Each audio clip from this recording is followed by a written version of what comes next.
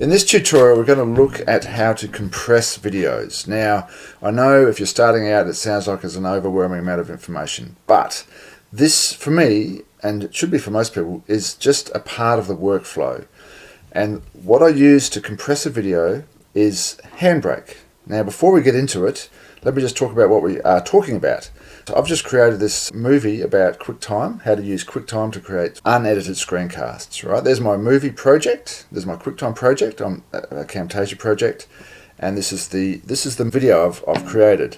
And notice it's under 4 minutes, but it's 187 megabytes, which is big. So compressing videos is particularly important for Mac users. I don't know why, but Mac tends to produce bigger file sizes than PC. If you're using Camtasia, for example, on a PC, it just seems that the video files are not as big. Basically, I would say if your video file is 20 megs or higher, 30, 40, 50 megs or higher, you need to compress it. I'll talk about why later. So here's my workflow. I've just created this movie.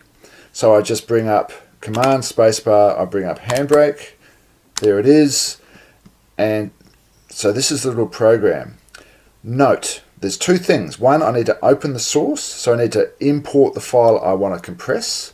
And by compressing, I mean we're going to bring this down to about 20 megabytes, and you won't notice the difference in the file size. So I need to import this file, so I just go and search for it. I know exactly where it is, and this is an important point for those people who are not very good at filing. You need to set up a good system so you know exactly where to find stuff.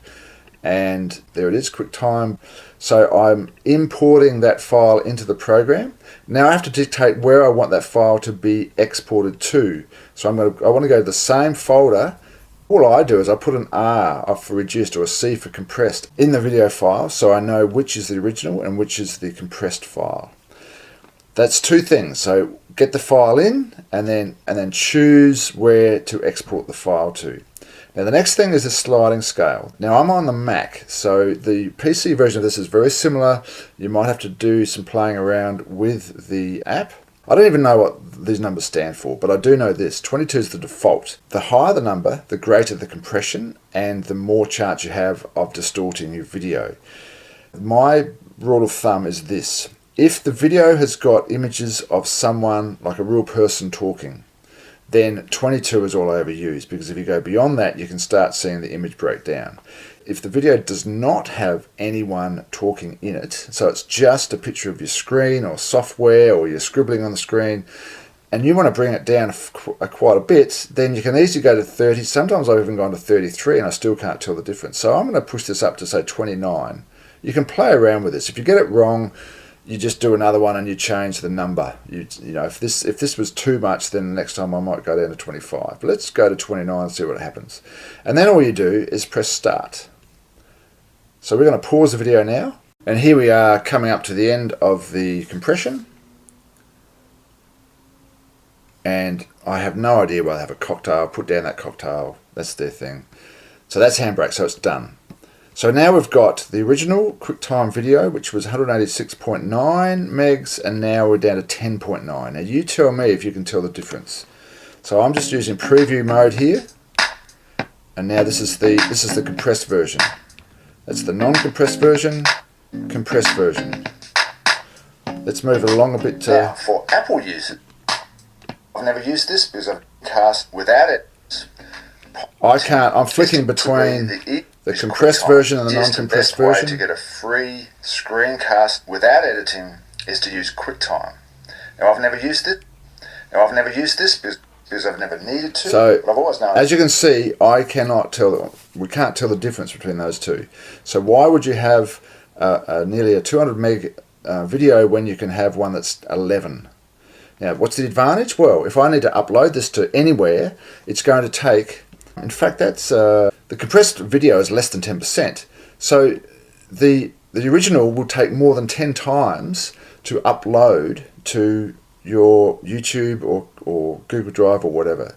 And if you've got a lot of videos, that's a pain if you've got slow internet, right?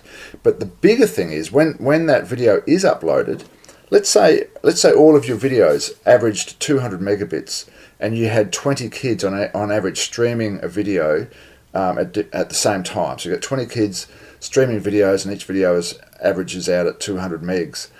That's 4 gigabytes of data that just your class is trying to stream off the school's internet.